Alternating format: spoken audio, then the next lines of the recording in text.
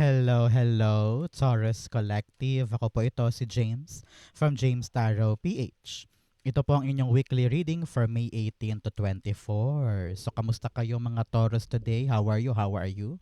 Welcome po sa ating reading. But first, ihanda mo na yung isang tanong ha para sa ating isang tanong, isang sagot. Kung meron po kayo pang malakasang one question, hawakan mo yan. Sa ending po, atin po yung babasahin. Okay? Let's begin. Holy Spirit, Spirit Guides, help me give Taurus the messages na dapat nilang malaman. Inhale and exhale. Your cards for the week. Ooh, beautiful. Siya nga pala mga Taurus, maraming salamat po ha sa lahat po ng mga hindi nag-i-skip ng ads, nag-like at nag-comment. Yan lang po yung tanging paraan para po supportahan nyo ako sa tuwing meron po tayong libreng reading para po sa inyo. So keep on liking, keep on commenting, and thank you po for not skipping the ads. Maraming salamat po. So, in the background of your reading, meron kang the Four of Pentacles. Okay? So, this week, Taurus, ito yung panahon kung saan kakawala ka na sa nakasanayan mong mundo. Parang ito yung panahon that you will let loose. You will start something. You will try something. Ready mo nang bitawan yung mga bagay na kabitaw-bitaw na. Example, na-realize mo na mali pala yung paggastos ko dito, mali pala tong friend group na ito, mali pala tong paniniwala na ito, parang ganyan. So, meron ka ng lakas ng loob na bitawan yung mga mali o yung mga alam mong wala nang saysay sa buhay mo now, and ready ka na to open your arms to embrace something new or to try something new kasi alam mong this is my chance to elevate, to grow. Congratulations. Okay? In your core energy, meron kang the Queen of Wands. Si Queen of Wands here, pinapayuhan ka, Taurus, to really enjoy your life. Panahon to really accept who you are, embrace your own beauty, embrace your own skin, embrace your own hair, kung paano ka magsalita, kung paano ka gumalaw, kung paano ka manamit, tanggapin mo kung sino ka because that is the only way para totoong matanggap ka rin ng iba. Kasi kung lagi mo iniisip, ay hindi ako maganda, ay hindi ako magaling magsalita, ay pangit ako manamit, ay nako baka bakyain lang ako doon, baka awayin lang ako doon. If you truly accept who you are, dead maka na sa ibang tao. Kasi nga tanggap mo na kung sino ka eh. Wala nang kahit sino man ang pwedeng umalipusta sa'yo kasi alam mong hindi na yun makaka-apekto sa'yo. Sabi dito, go out, socialize, have fun, think positive, go by day by day by day na may confidence ka na hindi kayang apulahin ng kahit sino. No? So panahon to para magningning, mag-try to really an explorer, no? Sumubok ka ng mga bagong bagay na alam mong magpapaligaya sa iyo. At buong puso mo siyang gagawin. Buong puso mo siyang sisimulan na hindi ka pinipilit, hindi ka pinupuwersa, at hindi ka sumusunod lamang sa dikta ng iba. This is all about you. Enjoying the things that you know gusto mong gawin. At wala ka nang pakialam sa opinion ng ibang tao. Gusto ko to, gagawin ko to. Pangarap ko to, sisimulan ko to. Masaya ko dito, kukunin ko to. Parang mga ganyan. Okay? Queen of Wands, the Knight of Swords. This is all about you. Parang you're not wasting any time. Ayaw mo na magsayang ng oras, panahon, pagod sa mga bagay na walang silbi sa'yo. Sabi mo, gusto ko to eh. Pangarap ko to eh. Masaya ako dito eh. So bakit pa ako makikinig sa iba? Bakit ko pa sayangin yung oras ko na magpapadown ng aking feelings? Now, you are very, very energetic. Masigla ka. Mabilis ka mag-decide ngayong linggong ito. Mabilis kang umuo sa isang sitwasyon, umuo sa isang invite. Ready ka to commit to something. May uhaw, may gutom ka ngayong linggong ito sa mga bagong bagay na parang gusto ko itry yun, gusto kong gawin yun, gusto kong pumunta dyan, gusto ko ma-experience yan. Very, very malakas ka ngayon at very, ang tawag dito, either naka-Red Bull ka ba o naka-Enervon ka ng patong-patong, parang ganyan. Sobrang energetic mo. So, maganda to. Maganda to para sa'yo this week that you are willing to do anything that will make you energized. Congratulations. So, mga mahal kong Taurus, ano ba yung mga hinihintay mong dumating this week? Sabi mo, God, this week na yung period, gusto ko na siyang maganap, gusto ko na siyang makuha. I-comment mo yan sa ating comment section kung ano man yan, be specific, darating yan para sa'yo. Okay? In the area of what you need to focus on, meron po kayong the Sun card. Sun card, think positive. I-enjoy mo lang na para kang bata. Kung dati sanay na sanay kang bantay sarado ka kada kilos mo, ayaw mo magkamali, gusto mo seryoso ka lagi, talagang nakatutok ka dyan. Pero ngayon, unti-unti ka nang nag-let loose, unti-unti ka nang nagbubukas sa mga bagong bagay na parang, sige gawin na natin, sige try lang natin. Tapos, napakalaya mo, napaka-free mo. You are not waiting for someone's approval. You are not waiting for someone's dependency, ganyan. Ngayon, meron ka ng autonomy at talaga namang authority to do what you want, to enjoy what you want. Sabi ko nga sa inyo, socialize, no? Parang, this is the week na lalabas ka, pupunta ka sa mga party, pupunta ka sa seminar, pupunta ka sa mall, kahit solo ka lang. You are now enjoying yourself. You are now enjoying your life. At keber ka talaga sa ibang tao. Hindi mo hahayaan na may mag-trample ng happiness mo. Here, sabi na yung spirit guides, ito yung linggo kung saan hindi mo didibdibin yung mga bagay-bagay. You will just like be a child, enjoying, being happy, laughing around, enjoying the sun, and you are keber talaga sa iba. Happiness mo is your priority this week. Congratulations. Sun card, the Eight of Swords. Yes, huwag mong ikulong ang sarili mo sa mga self-imposed mong trauma, sa mga self-imposed mong negativity. Pag nagkamali ka, hayaan mo na. Huwag mo nang bugbugin pa ang sarili mo sa kakaisip kung bakit ka nagkamali. Huwag mo nang isipin pa na limitado lang yung lugar mo. Malawak ang mundo, malawak ang lugar ninyo. Go out, explore, and you will see na hindi ako dapat magpakakulong pa sa limitado kong kanigahan. I can think positive, I can enjoy my life, and I will just expect good things from now on. Maganda yan for you, okay? So, Taurus, i-comment mo nga sa baba ang iyong birthday, some of you, and nag-celebrate pa ng birthday this time. Happy, happy birthday. So, isulat mo yan sa baba para uniquely makuha mo yung good frequency ng good news na to para sa'yo. Okay? Sulat na po ang birthday. So, in the area of what you need, meron ka namang the King of Cups. Ang kailangan mo this week, Taurus, kumalma ka lang. Kahit gaano kagulo ang paligid, kahit na parang pagising mo pa lang sa umaga, maingay na yung kapitbahay, or wala agad mainit ang tubig sa thermos, or magulo yung bahay, or merong maingay na tugtugin. Minsan, you need to really calm down. Calm down and do not let other factors affect you. Okay? Kung merong mga rason para mainis, kung may mga rason para mapikon ka, itaboy mo yan. Wag mong hayaang makasira sa diskarte mo o makasira sa araw mo. Do not let other people ruin your day. Okay? Kalmahan mo, relax ka lang, piliin mo kung ano yung mga bagay na kapatol-patol sa hindi. King of Cups, the Page of Wands. Okay. Now, narinig ko dito, ibaling mo atensyon mo sa mga bagay na magiging productive ka. Mga bagay na magiging busy ka, na worthwhile yung energy.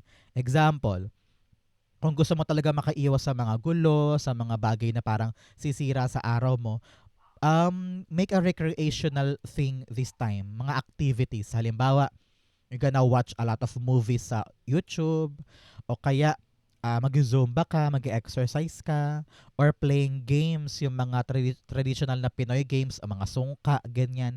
Maghahanap ka ng isang bagay na pupukaw ng atensyon mo na magpapalayo sa'yo sa lahat ng gulo ng paligid or problema in general. Halimbawa, ako, kapag medyo napipikon ako or naiinis ako sa mga nangyayari sa paligid ko, I will just watch my favorite YouTuber. Tapos yung mga bagay na yun, nagpapawala yun ng inis mo. Hindi ka makakagawa ng maling bagay dahil naibaling mo siya doon sa mas maganda. Parang ganyan. O halimbawa, this week ay napikon ka sa partner mo. Ang gawin mo, mag-videoke ka. Mahilig ka mag-videoke, di ba? Halimbawa. So, just do that. Mga 2 to 3 hours video, okay, nako, lilipas yung pikon na yan, yung galit na yan. Hindi ka pa makakagawa ng mga mali, di ba? So parang ganyan.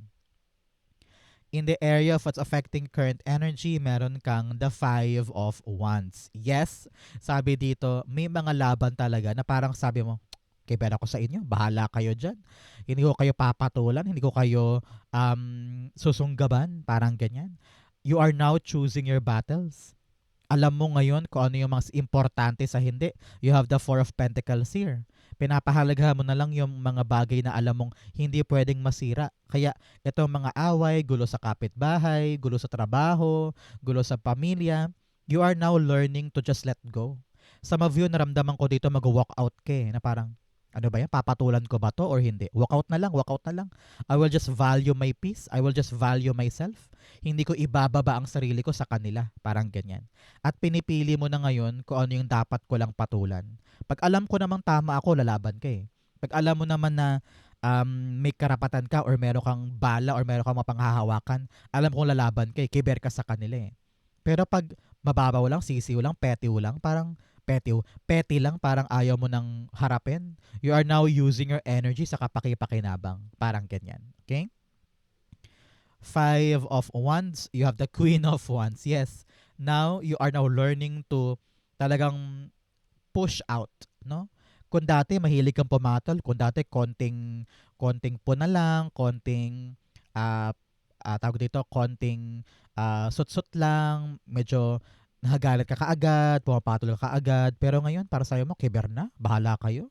Hindi naman makakasira ng pagkatao ko yung ginagawa ninyo sa akin. Kayo ang masisira, hindi ako. Parang ganyan. So you're now loving yourself, enjoying your life, doing the things that will make you so happy. Kaya kung meron sa inyo, dumadaan sa mga tukso-tukso, alam mo yun, parang niloloko yung ilong mo, niloloko yung gawa mo, yung trabaho mo, or inaalipusta ka, kiber sa kanila. Basta gawin mo lang yung tama, basta happy ka, okay ka. Okay? In the area of your near future, meron kang the Six of Wands. The Six of Wands here, sabi, dahil nag-focus ka lang sa iyong sarili, you loved yourself, you're focused on your endeavors, talaga naging go-getter ka, here you are, enjoying your victory. Makakaasa ka sa sipag mo, sa pagod mo, sa kayod mong yan, sa mga sinakripisyo mo, sa mga pinag-focusan mo, heto ka. You will end up in victory. And yung mga taong yan na talaga namang, I don't know why, gusto ka talagang pabaksakin or insecure sa'yo, you will see, nanganganga sila na parang, hala, ang galing ni Taurus na gawa niya. Paano niya ginawa yun? So, hayaan mo silang mag-inggit. Hayaan mo silang maglaway sa'yo. No? Hayaan mo silang maglaway sa tagumpay mo. Ang importante, ikaw, matagumpay ka, naabot mo, narating mo, and you are really reaching with flying colors. Okay? So, namnamin mo yung tagumpay mo and focus on yourself. Huwag mo na isipin yung ibang tao. Ang importante, ikaw, ang tagumpay mo at ang ginagawa mo. Enough na yon, sapat na yon. Okay? Six of Wands. I don't know, narinig ko rin dito parang new position. Nakakita ko ng bagong uniform, no? And everybody around you, parang wala ka talagang pakialam sa kanila. Parang sabi mo, gagawin ko to, I will make this happen, keber, keber, keber. Parang ganyan. So congratulations. Six of Wands, the Six of Cups. Yes, 6, 6, and 6 here. Tatlong 6. Hindi mo dapat katakutan yan. That is angel number of reflection. Pinapayuhan ka na tumanaw sa past. Tignan mo kung gano'n na kalayo ang narating mo. Nasaan ka ba ngayon kumpara noon?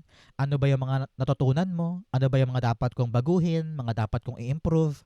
At ano yung mga dapat kong ipagpasalamat? No? So, magagamit mo yan bilang bala para lumakas ang loob, ma-appreciate ang life mo, maging thankful kay God, no? Malaking tulong ang reflection this time. So, Six of Cups, clarifying our Six of Wands. Talagang meron ka malalagpasan na malaking problema or malaking challenge sa buhay mo. Kung ano naman tong challenge na ito, parang nabigyan ka ng trophy, nabigyan ka ng reward, nabigyan ka ng pabuya dahil yes, yes, yes, nalagpasan na ni Taurus yung problema and you are reigning supreme. Hindi makapaniwala yung mga tao sa paligid mo na nagawa mo. Parang ganyan. So congratulations. Antabayanan mo 6 days, 6 weeks, or 6 months after watching this video. sobrang saya mo, and you're celebrating the win sa challenge na pinagdaraanan mo ngayon. Kung humaharap ka ngayon, Taurus, sa mahirap na sitwasyon, be ready. Dahil malalagpasan mo yan and talaga mag-celebrate ka dahil nakaya mo. Congratulations. Okay? In your challenge, meron kang the Six of Cups. Sabi dito, Taurus, ang problema mo this week ay maaaring manggaling sa past mo. Past friend, past problems na hindi na-resolve noon, past trauma na pabalik-balik sa buhay mo, or past person na hindi mo kayang i-let go. Sabi dito, cut the cord from your past. Cut the cord from something na alam mong dapat nang layuan, dapat nang bitawan dahil hindi na healthy para sa'yo. Okay? Pinapayuhan ka dito to give yourself the chance to have a better life, a new life. Huwag mong buruhin ang sarili mo sa mga nangyari sa nakaraan. Dahil yung nakaraan, lesson yun.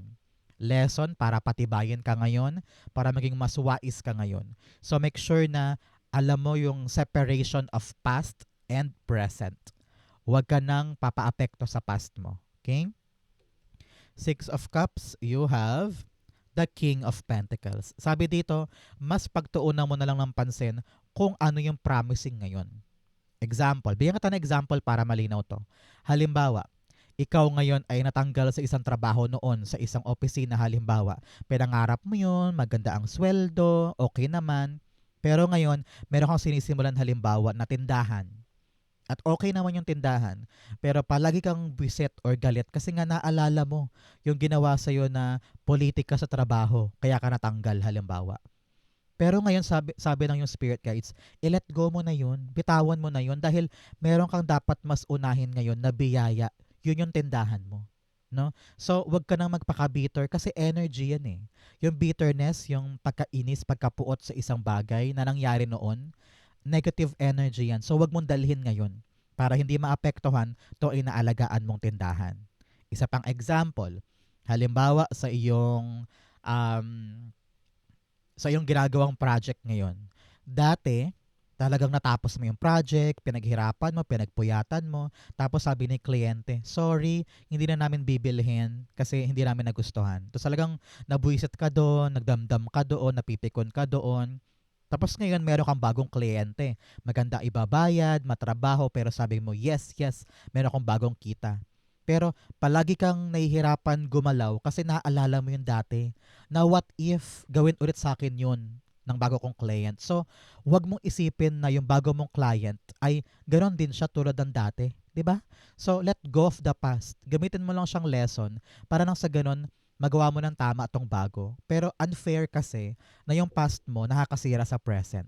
Okay? Yan ang mga dapat mong isipin now. In your fortune, meron kang gates of triumph. Success expands in your life. Sabi dito, meron talagang bagong pintuan na papasok para sa'yo. Kaya wag mong katakutan, wag mong sayangin. Kapag may dumating na chance, grab it, tignan mo lang, try mo lang para makita mo kung ano yung naghihintay pa para sa'yo. Okay? In your fortune, meron kang the 9 of Wands. Alam mo, sabi dito, huwag kang sumuko sa buhay mo. No? Kung meron kang mga inaasikaso, pagod ka na hirap ka na, gusto mo nang bumitaw. Ano yung kanta yung gusto ko nang bumitaw? Pero sabi dito, wag. Hawak mo ang beat. Tulad niya, hawak niya yung wand. Hawak na hawak mo ang beat this time. You can still do something para sa mga pangarap mo, no? Para sa dream life mo. Kapag kasi sinukuan mo ang sarili mo, doon ka mahihirapan eh, no? Sumuko man ng iba't ibang tao sa buhay mo, sumuko man ng pangarap na yan, pero ikaw, huwag mong sukuan ang sarili mo. Okay? For many of you, nakita ko dito na meron kang pinagsusumikapan, meron kang tinatrabaho ngayon habang nag-uusap tayo, parang meron kang pinagtsatsagaan na isang bagay. Sabi mo, God, please give it to me. Narinig ko, yes, ibibigay sa'yo. Congratulations, okay? Kung ano man yung inaasikaso mong yan na ayaw mong sukuan, ibibigay sa'yo. Congratulations. The 9 of Wands, the King of Wands. Here, talaga napakapalaban mo. Sabi mo, akin to, hindi ko to bibitawan, parte to ng pangarap ko, hindi ko siya isusuko, kasi alam ko pag sumuko ako, mahihirapan ako lalo. no? So ngayon, napakaalab ng yung puso. You're very, very like a CEO ng buhay mo. Ikaw yung punong abala. Ikaw yung talagang leader dyan. And alam mo kasi na pag pinanghinaan ka, papanghinaan din yung iba eh, no? Very, very ikaw ang sinasandalan ng maraming tao sa buhay mo. Kaya alam mo na walang puwang sa'yo ngayon ang manghina, walang puwang sa'yo ngayon ang matakot, maduwag, or umatras, no? Kaya ramdam ko dito na kinakaya mo ang lahat. Nagpapakatibay ka, nagpapaka-leader ka, kasi ikaw ang sandalan talaga at sa'yo humuhugot ng inspirasyon yung mga tao sa paligid mo. And that is something na may reward. Dahil sa tapang mo, sa sigasig mo, sa passion mo, ibibigay sa'yo yung pinagtsatsagaan mo. Congratulations. Okay? In your divine messages, meron kang your hard work is paying off. Yes, lahat ng pagod, kayod, sipag, tiyaga, magkakaroon daw yan ng magandang resulta at magandang reward. Congratulations. Asahan mo this time yung magandang kakahinatnan nito. Okay? In your divine messages, meron po kayong the King of Pentacles. Pinapayuhan ka, Taurus, na maging sigurista. Hindi lahat na aksyon, bara-bara, or naisip mo lang today gagawin mo agad. Sometimes, kailangan mo daw maging sigurista. Planuhing mabuti. Kailangan legit. Kailangan meron kang pinanghahawakan. Kailangan alam mo kung ano yung bawat hakbang mo, sigurado ka. Kasi ayaw mo naman magsayang ng pera, oras, pagod, kayod at energy. Hindi ba? So, narinig ko rin dito, protect what you have. Hindi lahat ng tao pinapapasok mo sa buhay mo para lang makita nila yung trabaho mo, negosyo mo, pera mo, di ba? Protect your property.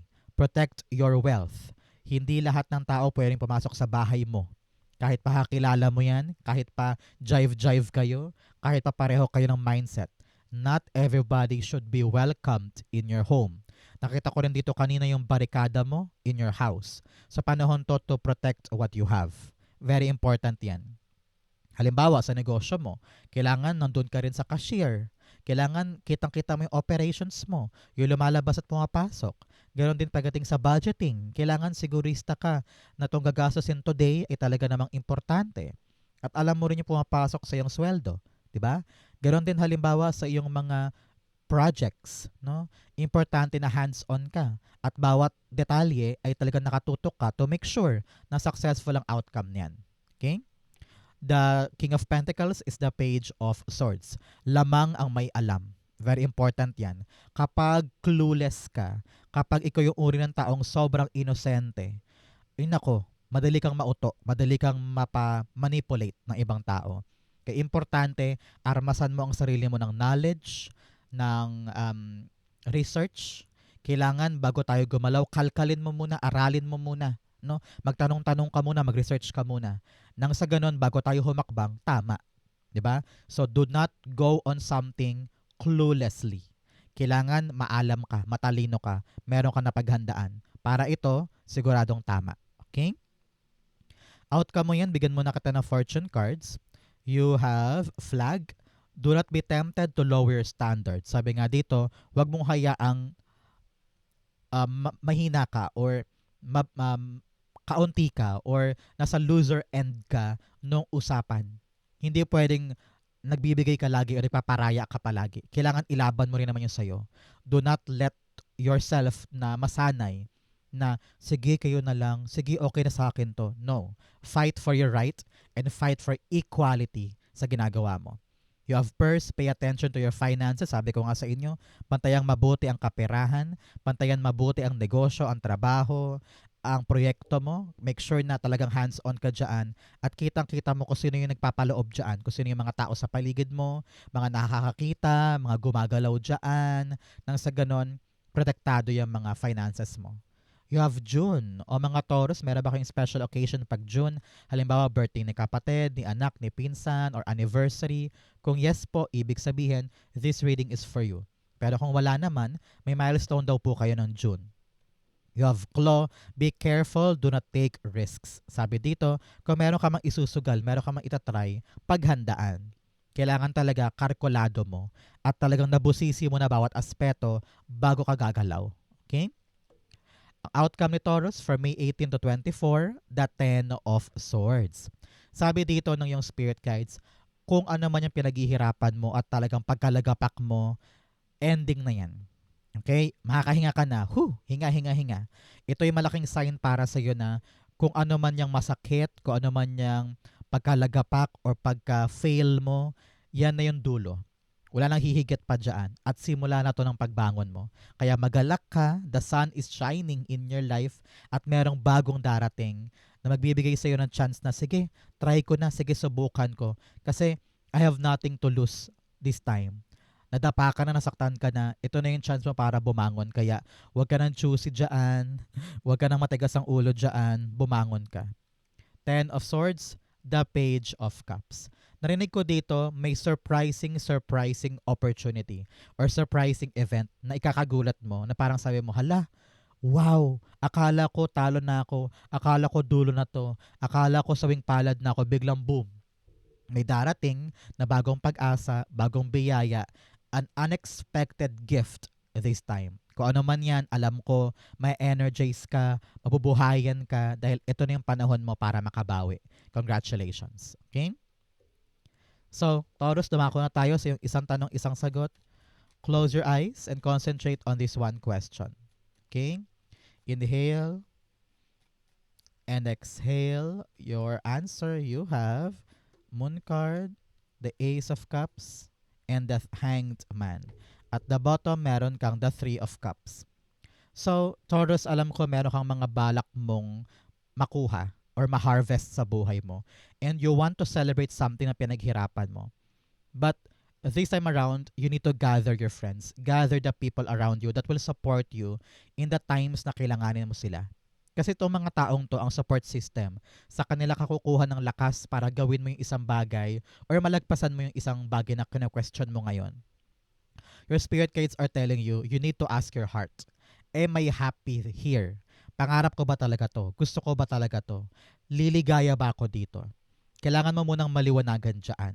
Kailangan mo munang maupo, mag-relax, huminto, and ask yourself, is this what I want? Will this make me happy? Kapag naliwanagan ka na sa sagot, diyan ka tunay na makakaahon. Diyan ka tunay na makakaisip ng paraan na parang, aha, alam ko na gagawin ko. Aha, alam ko na kung ano yung proseso ko. Alam ko na yung next big step ko. Hindi ka na naliligaw, hindi ka na nalulubog sa hirap at problemang iyan. Kaya importante, alam mo kung ano yung gusto mo. Alam mo kung gaano kahalaga yung question mo. Because kapag naliwanagan ka talaga dyan, wala nang delay, wala nang hirap, wala nang struggle, wala nang pagod. Because you know by heart na kung ano yung silbi nito sa buhay ko. No? So ngayon, answers will come. Answers will come. Maliliwanagan ka na sa mga dapat mong gawin. So gather your friends, gather your family, magkwentuhan kayo, maghuntahan kayo, palitan kayo ng kuro-kuro para lumawak ang isip mo sa kinakaharap mo ngayon. Para matimbang mo kung oo nga, tama ba talaga ako or naliligaw lang ako or mali lang akala ko or mali lang pananaw ko. Kapag nakipag-usap ka sa kanila, nag-gather mo maraming informasyon, ikaw pa rin naman ang magde-decide eh. Ikaw pa rin naman ang haharap dito at magde-decide sa huli na, okay, I heard all of your opinions, ito yung pakiramdam ko, ito yung na-figure out ko based on my instinct. Okay? So ngayon, follow your instinct and have a clarity nang sa ganon makalarga ka na dyan. Kung ang question mo yes or no, for now, habang nag-uusap tayo ngayon, no muna. Kasi marami ka pang dapat ma-realize, marami ka pang dapat maintindihan bago mo ilaban yung outcome na marirealize mo.